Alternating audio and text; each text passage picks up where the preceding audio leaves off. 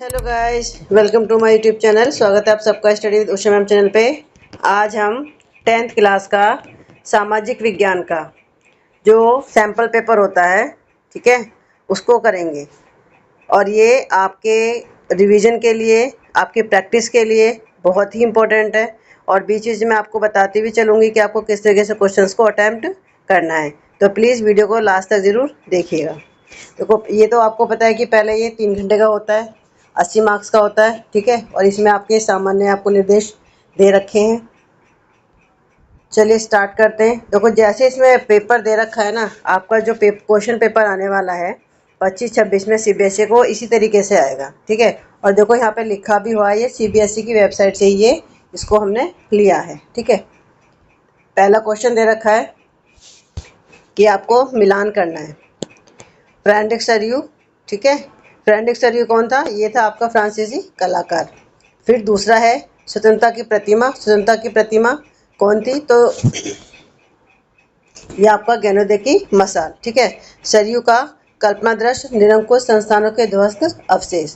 और लास्ट है आपका स्वतंत्रता की प्रतिमा के सामने की जमीन, ठीक है। तो लोकतांत्रिक और सामाजिक गणतंत्र, यानी कि इसका जो ऑप्शन होगा ये के वाला जो ऑप्शन है बिल्कुल आपका सही है। इसी तरीके से आपको 4 ऑप्शन दिए होंगे और आपको चारों में से जो सही होगा उसका ही आपको आंसर बताना होगा, ठीक है। और देखिए क्वेश्चन नंबर 2, इसमें आपके ऐसे चित्र दे रखे हैं। कोई भी चित्र देंगे और आपसे उसके बारे में पूछ लेंगे, ठीक है। तो ये कि दिए गए चित्र में प्रदर्शित नेता को पहचान कर उनका सही नाम लिखिए। 4 ऑप्शन दे रखे हैं, लाला लाजपत राय, बाल गंगाधर तिलक, गोपाल कृष्ण गोखले और है राजा राम मौर्य। तो ये चित्र है, ये चित्र आपका बाल गंगाधर तिलक का। देखो, इस तरह के क्वेश्चन ना हर साल आपसे पूछा जाता है, ठीक है। जो आपका 24-25 में पेपर हुआ था उसमें रविंद्रनाथ टैगोर का उन्होंने चित्र दिया हुआ था। क्वेश्चन नंबर 3 है कि 19वीं सदी में यूरोप के हजारों लोग निम्नलिखित में से किस एक कारण से भागकर अमेरिका चले गए थे? ऑप्शन क व्यापार, व्यापक गरीबी और घातक बीमारियों के कारण। ऑप्शन ख बार बार आने वाले अकाल और खराब जीवन स्थितियों के कारण। ग लगातार युद्धों और राजनीतिक अस्थिरता के कारण। और ख कठोर जलवायु और बार बार आने वाली प्राकृतिक आपदाओं के कारण, ठीक है। तो इसका आंसर है क व्यापक गरीबी और घातक बीमारियों के कारण। क्वेश्चन नंबर 4, लुई सेबेस्टियस मर्सिए ने कहा, हे निरंकुशवादी शासकों, अब तुम्हारे कांपने का वक्त आ गया है। आभासी लेखक की कलम के जोर के आगे तुम हिल उठोगे। इस वाक्य में किन्हें निरंकुशवादी कहा गया? देखो, इस तरह की स्टेटमेंट भी आपसे पूछी जाती है, ठीक है। तो ऑप्शन है इसमें समाज को बदलने में लगा शिक्षित वर्ग, ख निरंकुश संस्थान जैसे चर्च और राजशाही, ग नई पुस्तकों के लेखक और घ मुद्रण प्रेस। तो इसका आंसर है ऑप्शन ख निरंकुश संस्थान और चर्च और राजशाही, ठीक है। क्वेश्चन नंबर 5 का दे रखा है आपको कि सिल्क रूट पूर्व आधुनिक काल के जीवंत व्यापार और सांस्कृतिक संबंधों का एक अच्छा उदाहरण था जो दुनिया के दूर दूर के हिस्सों को जोड़ता था। इस कथन को किसी भी 2 उदाहरणों के साथ समझाइए। अथवा कभी कभी नई फसलें जीवन और मृत्यु के बीच फर्क कर सकती थी। इस कथन को समझाइए। तो देखिए, जो हमारा पहला क्या है, इसका आंसर है कि फर्स्ट पॉइंट है कि भारत और दक्षिण पूर्व एशिया के देशों में चीनी, पोल्ट्री, कपड़े व मसाले इसी रास्ते से जाते थे। वापसी में सोने चांदी जैसी कीमतें धातुएं रूप से एशिया आती थी। सेकेंड पॉइंट, व्यापार और सांस्कृतिक आदान प्रदान साथ साथ चलता था। सिल्क मार्ग की विविध शाखाओं से बौद्ध धर्म अनेक दिशाओं में फैल चुका था। 3, शुरुआत में ईसाई मिशनरी इसी मार्ग से एशिया में आए थे और मुस्लिम प्रचारक भी इसी मार्ग से दुनिया में फैले थे। देखिए, ये जो क्वेश्चन है आपका ये 2 नंबर का है, ठीक है। इसमें आपको 3 पॉइंट इन्होंने दे रखे हैं, तो आप 2 पॉइंट भी लिख के आएंगे तो भी आपको 2 मार्क्स मिलेंगे। और जो ये आंसर है ना, ये आंसर भी सीबीएसई की तरफ से ही दिए गए हैं, ठीक है। अब अथवा वाला क्वेश्चन है, कभी कभी आलू जैसे नई फसलें जीवन और मृत्यु के बीच अंतर पैदा कर सकती हैं। आलू की फसल को शुरू करने से यूरोप के लोग अच्छी तरह से खाने और लंबा जीवन जीने लगे। सेकंड, आयरलैंड के गरीब किसान आलूओं पर इतना निर्भर हो गए थे कि 1840 के दशक के मध्य में जब किसी बीमारी के कारण आलू की फसल नष्ट हो गई तो हजारों किसान भूखे कारण मर गए, ठीक है। क्योंकि देखो 2 नंबर का तो इसमें भी इन्होंने 2 ही पॉइंट लिखे हैं। तो आपको जो अपना आंसर लिखना होता है ना, वो आपको देखना है कि वो कितने मार्क्स का है, उसके अकॉर्डिंग ही आपको अपना आंसर पूरा लिखना है। क्वेश्चन नंबर 6 है कि भारत में राष्ट्रवाद की भावना विकसित करने में विभिन्न सांस्कृतिक प्रक्रियाओं ने महत्वपूर्ण भूमिका निभाई। उपयुक्त उदाहरणों से इस कथन की पुष्टि कीजिए। अथवा ख है कि नमक मार्च उपनिवेशवाद के खिलाफ प्रतिरोध का एक प्रभावी साधन बन गया। उपयुक्त तर्कों के साथ कथन की पुष्टि कीजिए। तो आंसर क्या का है? पहला है कि आकृति अथवा छवि। देखिए जी, क्वेश्चन नंबर 6 का जो क है ना, कि भारत में राष्ट्रवाद की भावना को विकसित करने वाले जो कारक हैं, ये हर बार क्वेश्चन आपसे पूछा जाता है और इसको अलग अलग तरीके से वो पूछते हैं। ठीक है, तो पहला है इसमें आकृति अथवा छवि। तो है कि भारत की पहचान भारत माता की छवि का रूप लेने लगी। इस छवि का निर्माण बंकिम चंद्र चट्टोपाध्याय ने किया था। रविंद्रनाथ टैगोर ने भारत माता की प्रसिद्ध छवि को चित्रित किया था। इस पेंटिंग में भारत माता को एक सन्यासिनी के रूप में दर्शाया गया है, जो शांत, गंभीर, देवी और आध्यात्मिक गुणों से युक्त दिखाई देती है। सेकंड है गीत। बंकिम चंद्र चट्टोपाध्याय ने मातृभूमि की स्तुति में वंदे मातरम गीत लिखा। इसको इसके उपन्यास आनंद मठ में शामिल किया गया और बंगाल में स्वदेशी आंदोलन के दौरान इसको खूब गाया जाता था। तीसरा है लोक कथाएं।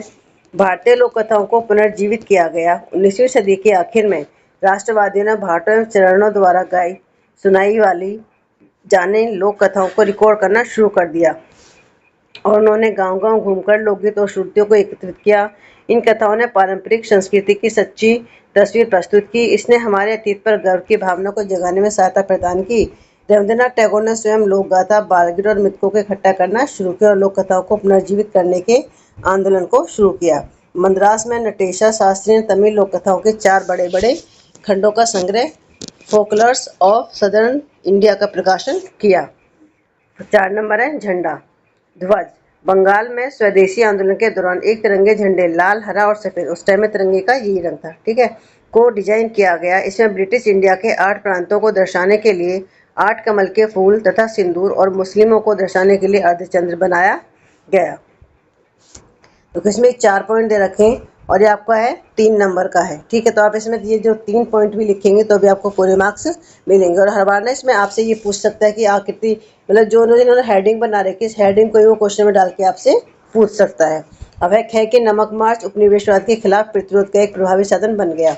उपयुक्त तर्कों के साथ, ठीक है, इस कथन की पुष्टि कीजिए। तो आंसर है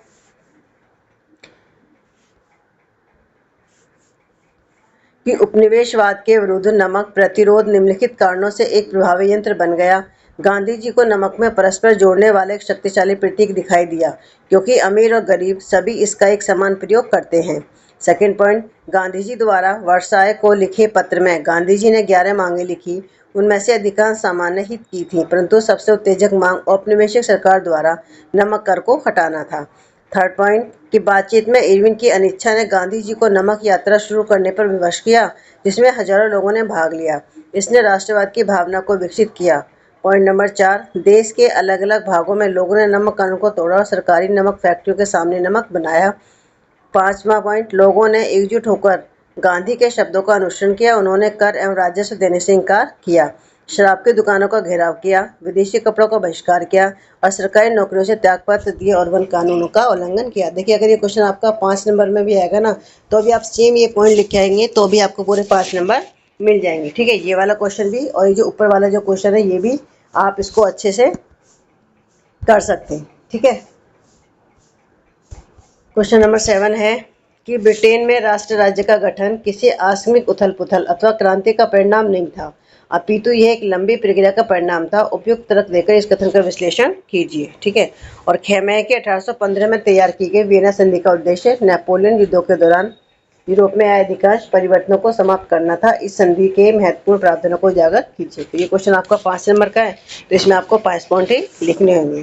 तो आंसर क्या है? क्या का फर्स्ट पॉइंट है कि ब्रिटेन में राष्ट्र राज्यों का निर्माण किसी अचानक हुई उथल पुथल अथवा क्रांति का परिणाम नहीं था। ब्रिटेन में रहने वाले लोगों की अपनी प्राथमिक पहचान जातीय आधार पर थी, जैसे इंग्लिश, वेल्स, स्कॉट अथवा Irish.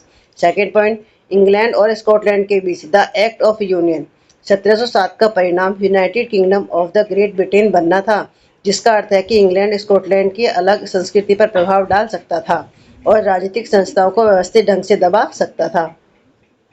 Third point, Scottish Highlanders को अपनी भाषा बोलने अथवा अपनी राष्ट्रीय वेशभूषा पहनने की मनाही थी और उनको बड़ी संख्या में उनके होमलैंड से बाहर निकाल दिया गया। फोर्थ पॉइंट, अंग्रेजों ने आयरलैंड के प्रोटेस्टेंट की कैथोलिक देश पर अपना प्रभुत्व कायम करने में सहायता की। ब्रिटिश प्रभुत्व के विरुद्ध विद्रोहों को दबा दिया गया। आयरलैंड को बलपूर्वक 1801 में यूनाइटेड किंगडम में शामिल किया गया।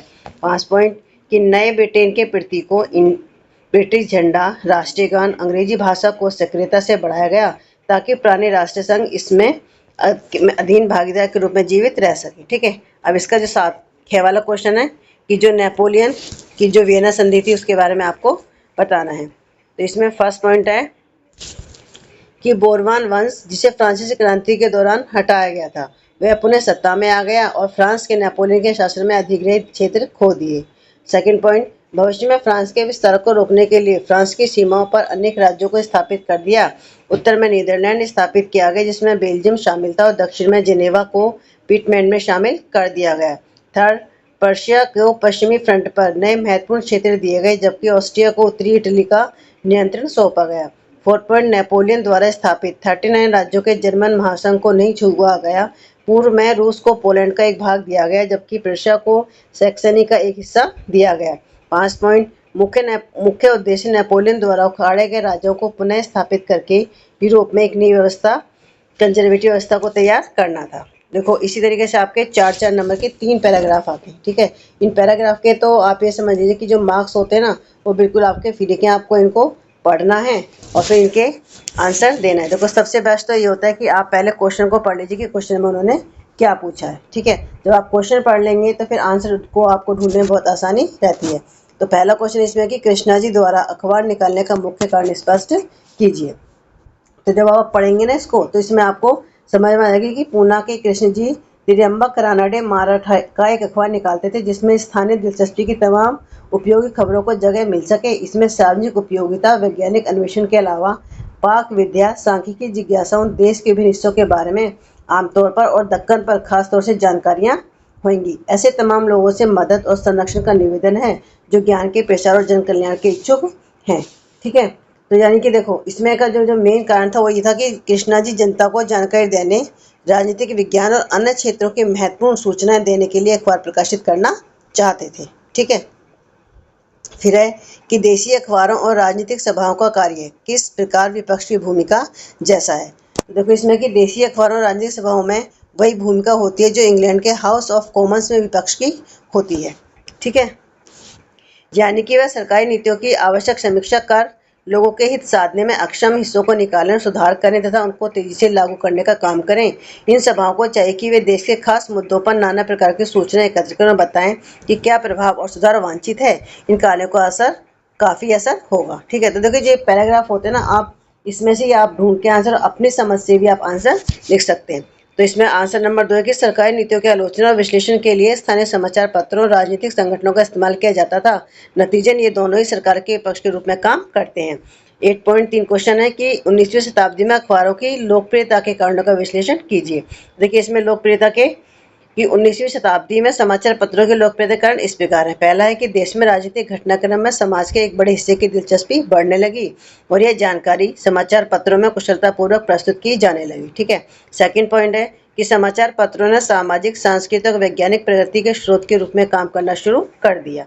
ठीक है, इसके बाद देखिए हमें मैप भी दे रखा है। आपको पता है मैप बहुत इंपॉर्टेंट होता है। ठीक है, तो इसमें है कि भारत को दिए गए वैश्विक मंच में 2 स्थानों को ए और बी के रूप में, सेम जैसे आपके एग्जाम में आएगा ना, सेम वैसे ही यहाँ पे क्वेश्चन आपको दिए हुए हैं कि ए और बी के रूप में चिन्हित किया गया है। तो इनकी पहचान करके उनके सही नाम मानचित्र में अंकित रेखा पर लिखिए। तो पहला है कि वेस्टर्न, जहाँ से सविनय अवज्ञा आंदोलन को शुरू किया गया था। तो देखिए सविनय अवज्ञा आपका शुरू किया गया था गुजरात, दांडी। ठीक है, और दूसरा है कि वह शहर जहाँ 1920 को भारतीय राष्ट्रीय कांग्रेस को अधिवेशन हुआ था, तो भारतीय राष्ट्रीय कांग्रेस जो अधिवेशन हुआ था 1920 का, ये आपका कोलकाता में हुआ था। ठीक है, और देखिए 20 मार्क्स का आपका ज्योग्राफी का है। 10वां क्वेश्चन है इसमें 1 नंबर में कि समग्र विकास के लिए संसाधनों के विकास हेतु क्या अनिवार्य है। ऑप्शन क्या है, केवल संसाधनों का उपलब्ध होना ही पर्याप्त है। ख, विदेशी आक्रांताओं की उपस्थिति और उनका शासन। ग, प्रौद्योगिक विकास और संस्थानिक परिवर्तन। घ, केवल मानव संसाधन ही विकास के योगदान में सहायक हो सकते हैं। तो आंसर है इसका ग। ठीक है, प्रौद्योगिक विकास और संस्थानिक परिवर्तन। क्वेश्चन नंबर 11, खाली बॉक्सों को भरने के लिए सही विकल्प चुनिए। मिट्टी का वर्गीकरण। ठीक है, देखो जलोढ़ मिट्टी।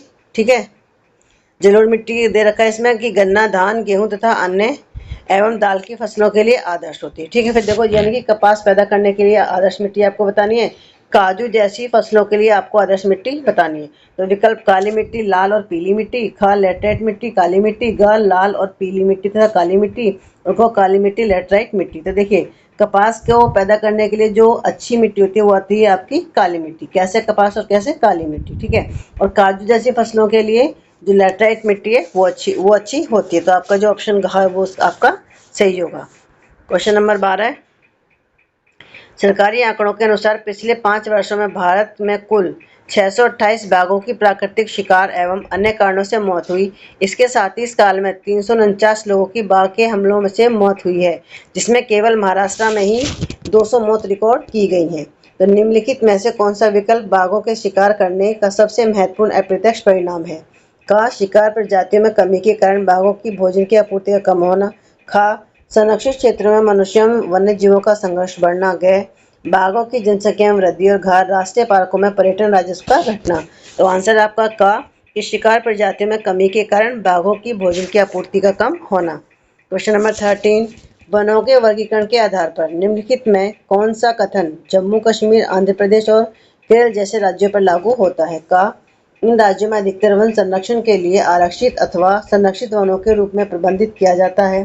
खा वे वनों के संरक्षण के लिए स्थानीय सामुदायिक प्रबंधन और अवर्गीकृत वन पर भरोसा करते हैं। गा उनके पास वन संसाधन हैं और वे प्राथमिक तौर पर औद्योगिक विकास पर ध्यान देते हैं। घा यहाँ कोई वर्गीकृत वन नहीं है और वनों का प्रबंधन पूरी तरह से निजी स्वामित्व के लिए छोड़ दिया गया है। तो आंसर होगा आंसर का, इन राज्यों में अधिकतर वन संरक्षण के लिए उन्हें आरक्षित अथवा संरक्षित वनों के रूप में प्रबंधित किया जाता है। क्वेश्चन नंबर 14, भारत में निम्नलिखित में से किस राज्य ने छत वर्षा जल के संग्रहण को आवश्यक बना दिया है? का हरियाणा, ख पंजाब, ग असम और घ तमिलनाडु। तो आंसर आपका तमिलनाडु। क्वेश्चन नंबर 15, निम्नलिखित में से कौन सा कथन प्रधानमंत्री कृषि सिंचाई योजना के समग्र लक्ष्य का सही मूल्यांकन करता है? का पानी के उपयोग को कम करके बड़े बांधों के नकारात्मक पारिस्थितिक प्रभावों पर ध्यान देना, खा सिंचाई की बेहतर व्यवस्था प्रदान करना तथा किसानों में सतत पोषणीय जल संरक्षण की आदत निर्मित करना, गा किसानों का पारंपरिक फसलों से अधिक व्यावसायिक तथा गहन पानी की फसलों को प्रेरित करना, घा प्राकृतिक नदी प्रभाव को संरक्षित करना और जलीय पारिस्थितिकी तंत्र को बिखरने से रोकना। तो आंसर है खा। ठीक है, क्वेश्चन नंबर 16 देखिए आपका ये 2 नंबर का क्वेश्चन है। ठीक है, हरियाणा और पंजाब में चावल को एक व्यावसायिक फसल के रूप में उगाया जाता है, परंतु उड़ीसा में इसे एक जीविका फसल के रूप में उगाया जाता है। भौगोलिक कारकों एवं आर्थिक व्यवहार के संबंध में अपनी समझ के आधार पर स्पष्ट कीजिए कि इन क्षेत्रों में चावल की खेती में अंतर क्यों है। तो आंसर है कि जलवायु एवं सिंचाई। तो देखिए 2 नंबर का है आपका। ठीक है, तो इसमें कि हरियाणा और पंजाब में सिंचाई की अच्छी प्रकार से विकसित व्यवस्था है, जैसे सतलुज यमुना लिंक नहर, जिससे धान की व्यावसायिक कृषि हो सकती है। जलवायु उच्च उत्पादकता वाली फसलों के अनुकूल है और सिंचाई व्यवस्था में पर्याप्त पानी पर्याप्त होता है। इसके विपरीत ओडिशा में मानसून जलवायु की अधिकता है, परंतु जब चावल की खेती की जाती है तो वह स्थानीय उपभोग एवं वर्षा पर निर्भर करती है। बड़े पैमाने पर सिंचाई व्यवस्था न होने के कारण इसको व्यावसायिक फसल के रूप में पैदा करना सीमित हो जाता है। आर्थिक कारण, मार्केट तक पहुँच। पंजाब और हरियाणा में चावल की व्यावसायिक उद्देश्य से खेती होती है ताकि राष्ट्रीय और अंतर्राष्ट्रीय मांग को पूरा किया जा सके। इन राज्यों में बाजारों की निकटता, परिवहन प्रणाली और सरकारी खरीद के कारण अतिरिक्त चावल का निर्यात किया जाता है। उड़ीसा में चावल केवल व्यक्तिगत अथवा स्थानीय उपभोग के लिए पैदा किए जाते हैं, क्योंकि बड़े बाजारों तक पहुँच न होने के कारण यह लाभकारी फसल बनने के बजाय जीविका फसल बन जाती है। खेती के प्रकार, पंजाब और हरियाणा में खेती के आधुनिक तकनीक और मशीनों का प्रयोग किया जाता है तथा व्यावसायिक कृषि के लिए उच्च उत्पादकता वाले बीजों का प्रयोग किया जाता है। उड़ीसा में चावल की खेती पारंपरिक तरीके से परिवार की आवश्यकता पर केंद्रित होती है, न कि बड़े स्तर पर उत्पादन के लिए, जिससे इसकी जीविका कृषि की प्रकृति प्रदर्शित होती है। ठीक है, क्वेश्चन नंबर 17 ये आपका 5 नंबर का क्वेश्चन है। ठीक है, 2 क्वेश्चन दे रखे इसमें। ऐसे ही आपके एग्जाम में भी आपसे 2-2 क्वेश्चन दे रखे, मतलब ख का मतलब होता है कि कार का, अथवा का मतलब है कि दोनों में से आपको कोई भी एक क्वेश्चन करना है जो आपको अच्छा लगे, आप वो क्वेश्चन कर सकते हैं जिसका आंसर आपको बहुत अच्छे से आता है। ठीक है, पहला है कि एक व्यक्ति एक खनिज आधारित उद्योग स्थापित करना चाहता है। ठीक है, उसे उड़ीसा में बॉक्साइट उद्योग स्थापित करने की सलाह दी गई है, जो लाभदायक उद्यम स्थापित के लिए एक उपयुक्त तरीका है। इस परामर्श के पीछे के उपयुक्त कारणों का विश्लेषण कीजिए। तो आंसर है कि वर्ष 2016-17 में उड़ीसा बॉक्साइट उत्पादन में एक अग्रणी राज्य था। कोरापुट में, पंचपतमाली में बॉक्साइट निक्षेप राज्य में सबसे महत्वपूर्ण बॉक्साइट निक्षेप है। सेकंड, एल्यूमिनियम को भी बॉक्साइट से प्राप्त किया जाता है, जो उड़ीसा में अधिक पाया जाता है। थर्ड, जहां उद्योग स्थापित करने में कच्चे माल की ढुलाई का खर्च बचेगा और यहाँ श्रम की दर भी अपेक्षाकृत कम है। ठीक है, अगला क्वेश्चन है कि कोयला भारत में प्रचुर मात्रा में पाया जाता है। महत्वपूर्ण जीवाश्म में भारतीय अर्थव्यवस्था के महत्वपूर्ण योगदान का मूल्यांकन करते हुए इस कथन का विश्लेषण कीजिए। ठीक है, तो इसका आंसर है कि महत्व है, इसका उपयोग विद्युत उत्पादन, पावर जनरेशन के लिए किया जाता है।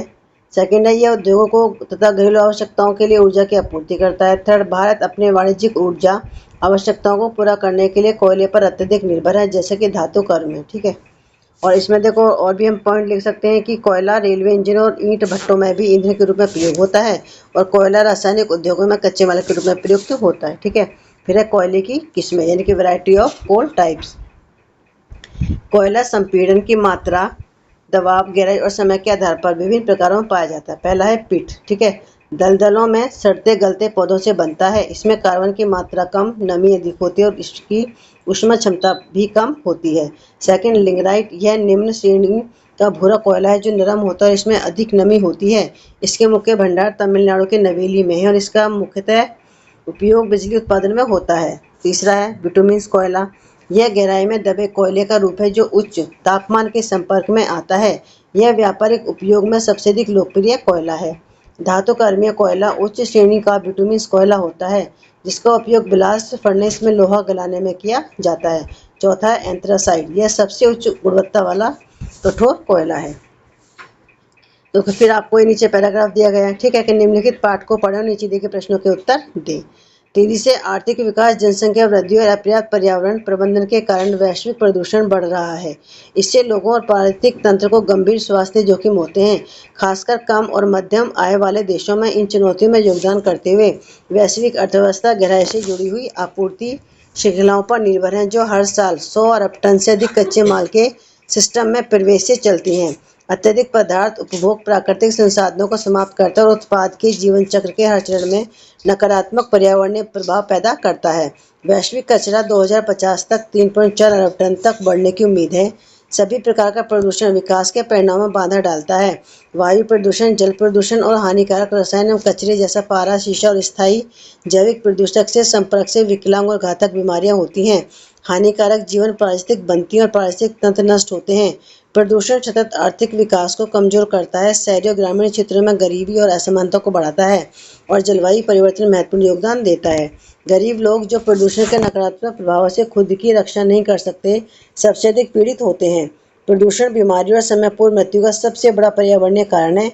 माना जाता है कि यह एड्स, तपेदिक और मलेरिया से होने वाली मौतों से कई गुना अधिक मौतें करता है। वैश्विक स्वास्थ्य संगठन जैसे कोविड-19 महामारी पर्यावरण और स्वास्थ्य के बीच मजबूत कड़ियों, उन कड़ियों को व्यवस्थित रूप से संबोधित करने की आवश्यकता की याद दिलाते हैं। देखिए, इसका पहला क्वेश्चन है कि आपके विचार में वैश्विक कचरा 2050 तक क्यों बढ़ने की उम्मीद है? तो आंसर है कि गहन सामग्री उत्पादन और उपभोग के कारण। दूसरा क्वेश्चन है कि निर्माण उद्योग विभिन्न प्रकार के प्रदूषण का कारण कैसे बनता है? उदाहरण के साथ समझाइए। तो आंसर है कि विनिर्माण उद्योग मुख्य रूप से निम्नलिखित के लिए जिम्मेदार है। ठीक है, आप तो कोई इसमें इतना बड़ा बड़ा लिख रखा, आप इतना बड़ा लिखे, आप सीधे लिख दो कि वायु प्रदूषण इसके लिए जिम्मेदार है, जल प्रदूषण इसके लिए जिम्मेदार है, ऊष्मीय प्रदूषण इसके लिए जिम्मेदार है। ठीक है, कचरे का फेंका जाना, वर्षा जल के माध्यम से प्रदूषण और ध्वनि प्रदूषण। ठीक है, तो आप इन्होंने इतना बड़ा आंसर दे रखा, आप इतना बड़ा देखा, इसको अपनी ही उसमें आप लिख सकते हो। ठीक है, और इसका क्वेश्चन नंबर 18.3 है कि क्या वर्तमान वैश्विक गरीबी और असमानता के बढ़ने के लिए प्रदूषण को संभावित कारण माना जाना सही है? सही तर्क स्पष्ट कीजिए। तो आंसर है इसका कि गरीब लोग प्रदूषण के नकारात्मक प्रभावों से खुद को बचाने में सक्षम नहीं होते हैं, इसलिए वे ही सबसे अधिक पीड़ित होते हैं। यह स्थिति गरीबी के दुष्प्रभावों के कारण सामाजिक असमानता को भी जन्म देती है।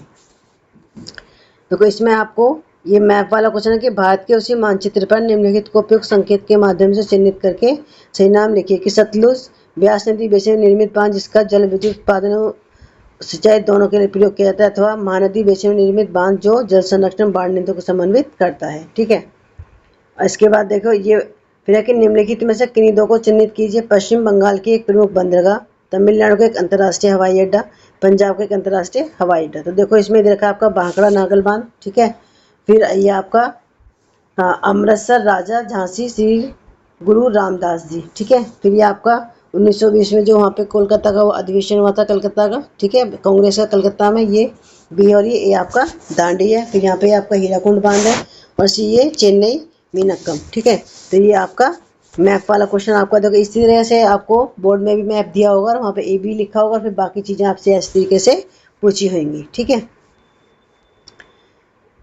फिर है क्वेश्चन नंबर 20 कि निम्नलिखित में से कौन सा कथन बेल्जियम के जातीय संगठन के बारे में सत्य है। फर्स्ट ऑप्शन है कि बेल्जियम की कुल आबादी के 59% लोग वोलोनियस क्षेत्र में रहते हैं और फ्रेंच बोलते हैं। सेकंड, 40% लोग फ्लैमिश क्षेत्र में रहते हैं और डच बोलते हैं। थर्ड, बेल्जियम में 1% लोग जर्मन भाषा बोलते हैं। फोर्थ, राजधानी ब्रुसेल्स में 80% लोग फ्रेंच और 20% लोग डच भाषा बोलते हैं।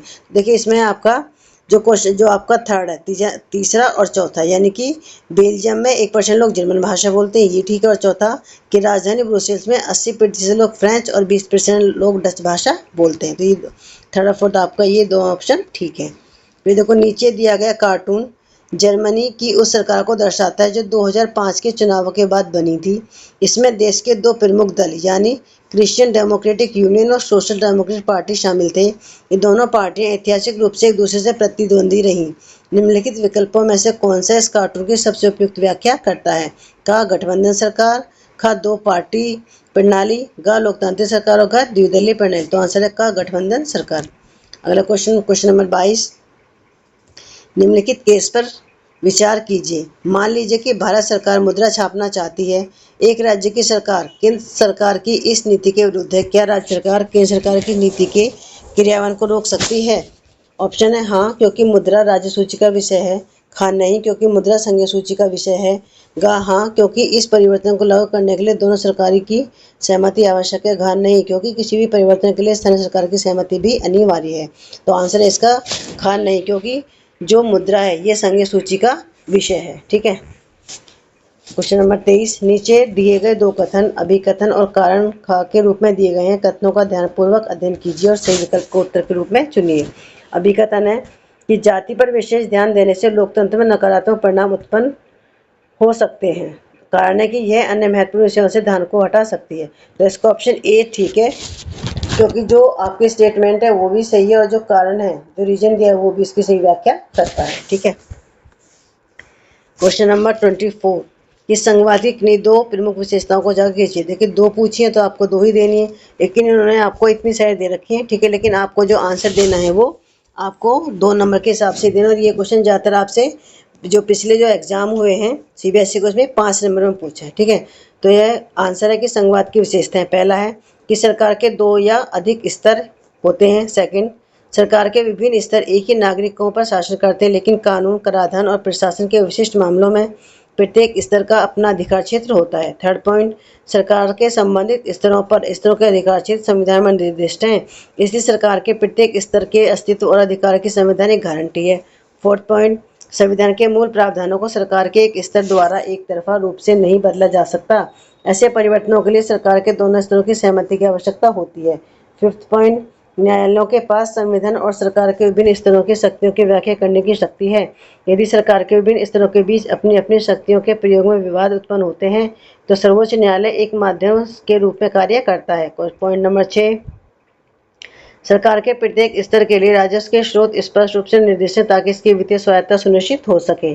पॉइंट नंबर 7, इस प्रकार संघीय प्रणाली के दोहरे उद्देश्य हैं देश की एकता की रक्षा करना और उसे बढ़ावा देना, तो साथ ही साथ क्षेत्रीय विविधता को समायोजित करना। इसलिए संघवाद की व्यवस्थाओं और व्यवहार के लिए 2 पहलू महत्वपूर्ण हैं। विभिन्न स्तरों पर सरकारों को सत्ता के बंटवारे के कुछ नियमों पर सहमत होना चाहिए। उन्हें यह भी भरोसा होना चाहिए कि प्रत्येक सरकार समझौते के अपने हिस्से का पालन करेगी। एक आदर्श संघीय व्यवस्था में दोनों पहलू होते हैं, आपसी विश्वास और साथ रहने की सहमति। ठीक है, देखो इसमें 7 पॉइंट हैं। जो 5 पॉइंट आप याद कर सकते हो वो आप याद कर लीजिए, क्योंकि जो मैक्सिमम जो आपसे आंसर पूछा जाएगा 5 नंबर का ही पूछा जाएगा। ठीक है, क्वेश्चन नंबर 25, कि भारत में महिलाओं को अनेक प्रकार के भेदभाव, नुकसान और उत्पीड़न का सामना करना पड़ता है। जीवन के ऐसे 2 पक्ष उजागर कीजिए जहां आप इस प्रकार की असमानता देखते हैं। तो आंसर है, फर्स्ट पॉइंट है शिक्षा, महिलाओं की साक्षरता दर केवल 54% है, ठीक है, जबकि पुरुषों में साक्षरता दर 76 है। माता पिता अपने संसाधनों को अपनी बेटियों के बजाय बेटों पर खर्च करने को प्राथमिकता देते हैं। सेकंड, उच्च वेतनमान और सम्मानित नौकरियों में महिलाओं की हिस्सेदारी काफ़ी कम है। भले ही एक महिला किसी पुरुष से अधिक घंटे काम करे तो भी उसके काम को महत्व नहीं दिया जाता। इसके परिणाम स्वरूप महिलाओं के लिए कम वेतन और कम महत्व वाली नौकरियां ही बचती हैं। थर्ड पॉइंट, महिलाओं को पुरुषों से कम वेतन मिलता है। समान वेतन अधिनियम के बावजूद महिलाओं को वेतन कम दिया जाता है, जबकि दोनों एक समान कार्य करते हैं। फोर्थ पॉइंट, बेटों को वरीयता। भारत के अनेक भागों में माँ बाप को बेटों की इच्छा होती है, वह बेटी को पैदा होने से पहले गर्भपात करने के तरीके खोज लेते हैं। इससे लिंग शिशु अनुपात में कमी आई है, ठीक है। नंबर 5, कार्यस्थान पर शोषण एवं घरेलू हिंसा। महिलाओं को उनके कार्यस्थान पर शोषण और परेशान किया जाता है। घर पर भी उन्हें विभिन्न प्रकार की घरेलू हिंसा का शिकार होना पड़ता है। क्वेश्चन नंबर 26, कि लोकतंत्र प्रत्येक क्षेत्र में नागरिकों के जीवन को शांति और सामंजस्यपूर्ण बनाता है। उपयुक्त तरीकों से कथन की पुष्टि कीजिए। तो आंसर है कि लोकतंत्र विभिन्न सामाजिक अंतरों को समायोजित करता है। उदाहरण के लिए बेल्जियम ने शांतिपूर्ण तरीके से अपनी जातीय समस्या को हल कर लिया और अंतरों का समाधान प्राप्त कर लिया। सेकंड पॉइंट, सभी लोकतंत्र प्राय प्रतिस्पर्धा को संचालित करने के तरीके विकसित करते हैं, जैसे चुनाव करवाना, सत्ता में भागीदारी इत्यादि। इस सामाजिक अंतर के कारण तनाव से हिंसा अथवा विस्फोट की संभावना हो जाती है। थर्ड पॉइंट, लोकतंत्र लोगों को आपसी अंतरों का सम्मान करने तथा परस्पर विवादों को शांतिपूर्ण ढंग से हल करने की शिक्षा देता है। लोकतांत्रिक देशों में शासक या तो आंखें मूंद लेते हैं या आंतरिक भेद को दबा देते हैं। उदाहरण के लिए श्रीलंका। लोकतांत्रिक शासनों की सकारात्मक शक्ति यह है कि वह सामाजिक अंतरों, विभाजन और विवादों को नियंत्रण में रखने की योग्यता रखते हैं। फोर्थ पॉइंट, लोकतंत्र केवल बहुमत का शासन नहीं है। बहुसंख्यकों को सदैव अल्पसंख्यकों के साथ मिलकर काम करने की जरूरत होती है ताकि सरकार सामान्य दृष्टिकोण का प्रतिनिधित्व कर सके। पॉइंट नंबर 5, एक लोकतांत्रिक सरकार सुनिश्चित करती है कि बहुसंख्यक शासन धर्म, जाति अथवा भाषाई समूह इत्यादि के नाम पर निरंकुश न हो जाए। यह प्रदर्शित करने का प्रयास करते हैं कि प्रत्येक चुनाव में अलग लोग, अलग समूह बहुमत का निर्माण कर सकते हैं। लोकतंत्र में प्रत्येक नागरिक के पास कभी न कभी बहुमत में होने का अवसर होता है। ये सब बातें सुनिश्चित करती हैं कि लोकतांत्रिक शासन शांतिपूर्ण और समरस जीवन की ओर ले जाएगा, ठीक है। देखो, आप मार्क्स से अकॉर्डिंग करना, अगर 3 नंबर में पूछा तो आपको 3 पॉइंट ही लिख रहे हैं, ठीक है। क्वेश्चन नंबर 27, कि लोकतंत्र के प्रभावी संचालन में राजनीतिक पार्टी एक महत्वपूर्ण भूमिका निभाती है, व्याख्या कीजिए। आपका ये 5 नंबर का है तो आपको इसे पूरे 5 पॉइंट ही लिखने होंगे। तो आंसर है कि राजनीतिक पार्टियां किसी लोकतंत्र की प्रभावी कार्यशैली को निर्मित करने में महत्वपूर्ण भूमिका निभाती हैं। राजनीतिक पदों को भरने तथा राजनीतिक शक्ति को प्रयोग करने के लिए राजनीतिक दलों को कई कार्य करने पड़ते हैं, जिनका विवरण नीचे दिया गया है। फर्स्ट पॉइंट है, पार्टियां चुनाव लड़ती हैं। मुख्य रूप से चुनाव राजनीतिक दलों द्वारा उतारे गए उम्मीदवारों के बीच में होता है। भारत में पार्टी के बड़े नेता चुनाव लड़ने के लिए उम्मीदवार चुनते हैं। सेकंड, पार्टियां अलग अलग नीतियों और कार्यक्रम प्रस्तुत करती हैं। एक राय रखने वाली पार्टियां लोकतंत्र में इकट्ठा हुए सरकार को नीतियां बनाने के लिए दिशा दिखाती हैं। थर्ड पॉइंट, पार्टियां देश के लिए कानून बनाती हैं। कानूनों पर विधायक में बहस होती है, इन्हें स्वीकार किया जाता है। फोर्थ पॉइंट, चुनाव हार जाने वाली पार्टी विपक्षी भूमिका निभाती हैं। विपक्षी पार्टी सरकार की असफलता अथवा गलत नीतियों के विरुद्ध आवाज उठाती हैं। 5.5, की पार्टियां जनमत को आकार देती हैं। वे लोगों की समस्याएं हल करती तथा उनसे जुड़े मुद्दों को उठाती हैं। 6 पॉइंट, पार्टियां सरकारी मशीनरी तथा कल्याणकारी योजनाओं तक लोगों को पहुंच प्रदान करती हैं। एक आम नागरिक के लिए सरकारी अधिकारी से बात करने के बजाय स्थानीय राजनीतिक नेता से बात करना आसान है, ठीक है। इसमें अथवा वाला क्वेश्चन नंबर खा कि भारत में वंशवादी उत्तराधिकार की चुनौती राजनीतिक पार्टियों के लिए प्रमुख चुनौती है। कथन का विश्लेषण कीजिए। तो आंसर है कि फर्स्ट पॉइंट इसमें कि अधिकांश राजनीतिक दल अपनी कार्यप्रणाली के खुले और पारदर्शी तरीके नहीं अपनाती हैं। इसलिए एक साधारण कार्यकर्ता के लिए पार्टी के शिखर तक जाने के लिए बहुत कम तरीके होते हैं। सेकंड पॉइंट, पार्टी के नेताओं के पास ये लाभ होता है कि वे अपने निकट के लोगों अथवा अपने परिवार के सदस्यों का पक्ष लेते हैं। थर्ड पॉइंट, भारत में कई पार्टियों में हम पारिवारिक उत्तराधिकार देखते हैं। पार्टी के ऊंचे पद पर हमेशा एक विशेष परिवार के सदस्यों का नियंत्रण में होता है, जबकि पार्टी के सदस्यों के साथ अन्याय है और लोकतंत्र के लिए खराब बात है। 4 पॉइंट, इसके कारण ऐसे लोगों को शक्तिशाली पद मिल जाते हैं जिन्हें न तो अनुभव होता और न ही जन समर्थन प्राप्त होता है। पॉइंट नंबर 5, पार्टी के सिद्धांतों और नीतियों के प्रति निष्ठा होने के बजाय नेताओं के प्रति निष्ठा अधिक महत्वपूर्ण हो जाती है। प्रवृत्ति पूरे देश में दिखती है, ठीक है। देखिए, ये आपका थर्ड अनुच्छेद है, ठीक है। इसमें आपको पढ़ के इसके आंसर देना है, ठीक है। तो इसमें पहला पॉइंट दे रखा है आपको कि श्रीलंका में रहने वाले तमिलों की किन्हीं दो मांगों को लिखिए। तो जो तमिलों की जो मांगी थी वो था कि तमिल को आधिकारिक भाषा के रूप में मान्यता देना, खैर क्षेत्रीय स्वायत्ता और गैर शिक्षा और नौकरी में समान अवसर प्रदान करना।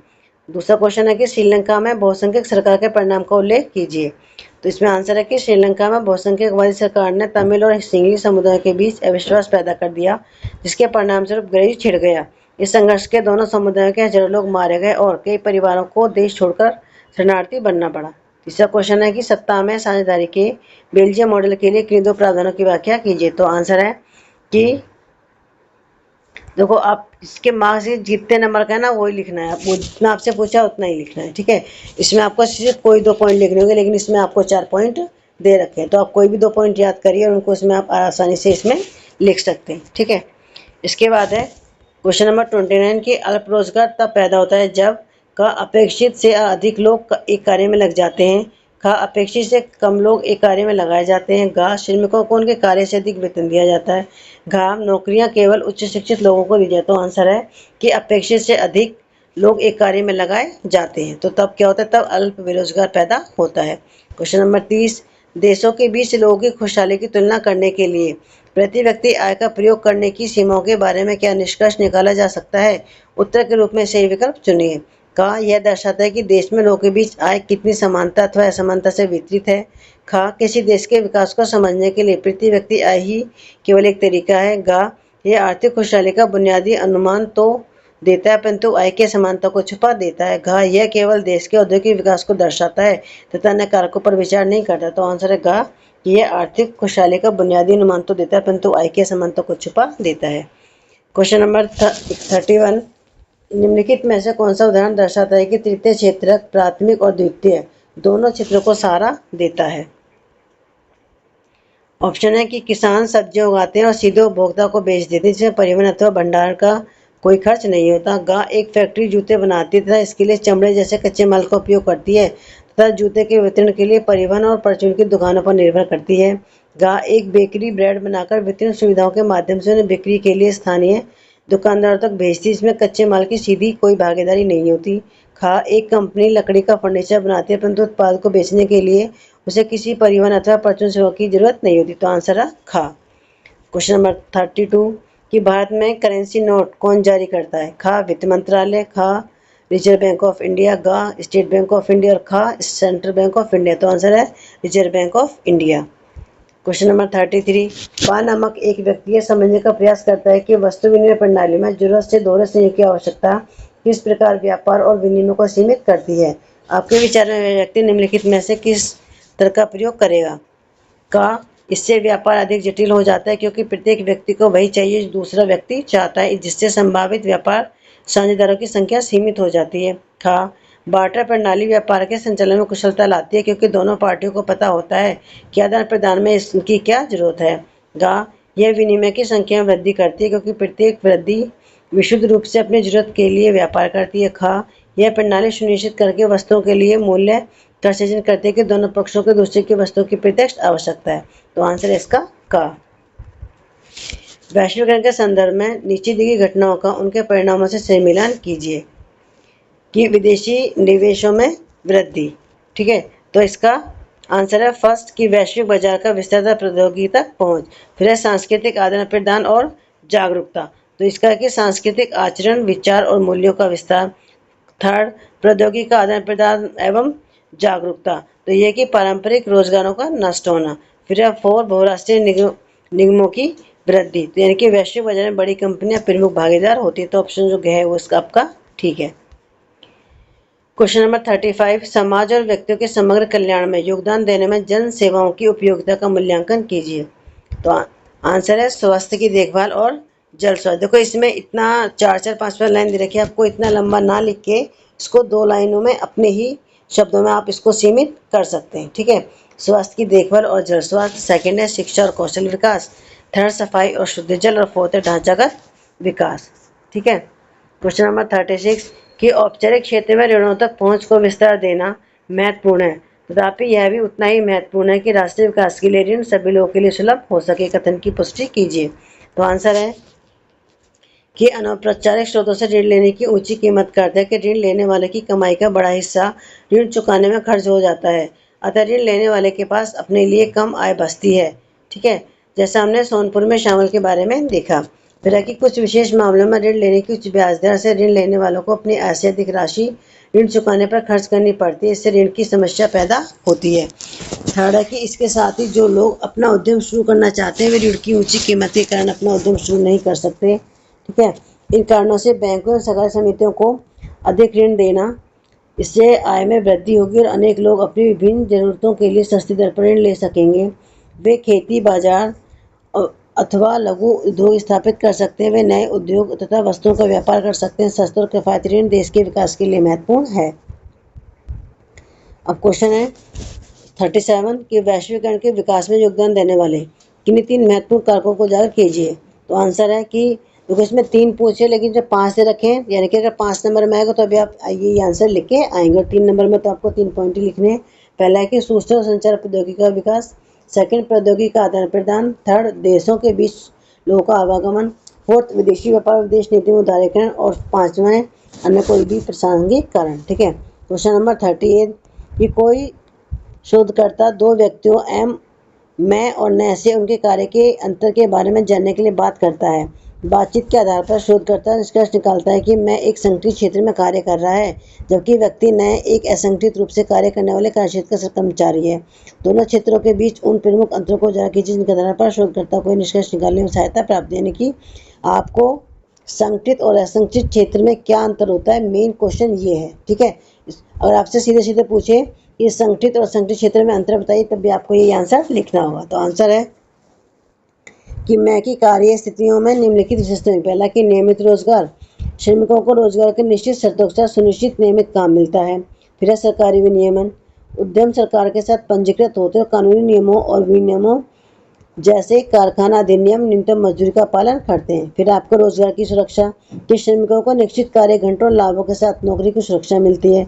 ओवर टाइम भुगतान, यदि श्रमिक निश्चित घंटों से अधिक काम करते हैं तो ओवर टाइम का भुगतान किया जाता है। कर्मचारी लाभ, कि श्रमिकों को सवेतन छुट्टियां, भविष्य निधि, ग्रेच्युटी और चिकित्सा जैसे लाभ मिलते हैं। फिर है सुरक्षित कार्य स्थितियाँ, नियोक्ताओं को सुरक्षित कार्य वातावरण जैसे स्वच्छ पेयजल प्रदान करना आवश्यक है। फिर आपका सेवानिवृत्ति लाभ, ये श्रमिक सेवानिवृत्ति के बाद पेंशन के हकदार होते हैं। फिर है औपचारिक क्रियाएं, यह क्षेत्र रोजगार के लिए औपचारिक प्रक्रियाओं और क्रियाओं का पालन करता है। ठीक है, और व्यक्ति न कि निम्नलिखित विशेषताएं होंगी, यानी कि अनियमित रोजगार, नौकरियां कम वेतन वाली और अनियमित होती हैं जिसमें निरंतर काम की कोई गारंटी नहीं होती। सरकारी विनियमन का अभाव, यह क्षेत्र काफ़ी हद तक सरकारी नियंत्रण से बाहर संचालित होता है जिसमें बहुत कम या कोई कानूनी सुरक्षा नहीं है। कोई लाभ नहीं, श्रमिकों को सवेतन छुट्टी, ओवर टाइम वेतन या चिकित्सा लाभ जैसे लाभ नहीं मिलते हैं। नौकरी की असुरक्षा, रोजगार सुरक्षित नहीं है, श्रमिकों को बिना किसी नोटिस या कारण के बर्खास्त किया जा सकता है। मौसमी कार्य, रोजगार अक्सर मौसम पर निर्भर करता है और श्रमिकों को ऑफ पीक अवधि के दौरान से काम से निकाला जा सकता है।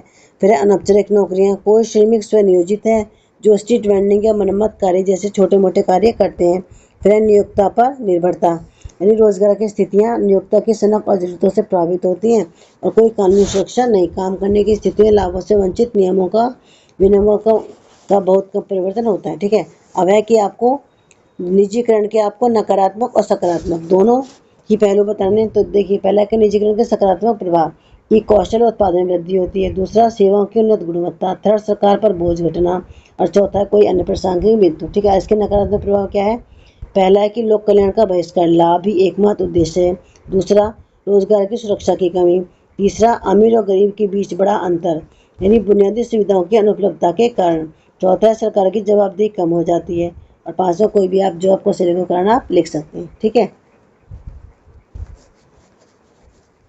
तो देखिए ये आपका सीबीएसई की तरफ से ही आया हुआ पूरा सैम्पल पेपर था, एक आदर्श प्रश्न पत्र था। ठीक है, तो आप इसको आप अपने से आप तैयार कर सकते हैं। ठीक है, तो प्लीज़ मेरे चैनल को लाइक और सब्सक्राइब जरूर करें, साथियों और बच्चों को भी शेयर करें ताकि उसको भी इस चीज़ का फ़ायदा मिल सके। ठीक है, और आप कमेंट करके ज़रूर बताएं कि आपको सैम्पल पेपर कैसा लगा। और आप कमेंट करके बताएंगे तो और भी सैम्पल पेपर आपको मिल जाएंगे। ठीक है, तो आज की वीडियो में बस इतना ही, मिलते हैं आपसे नेक्स्ट वीडियो में। Thank you.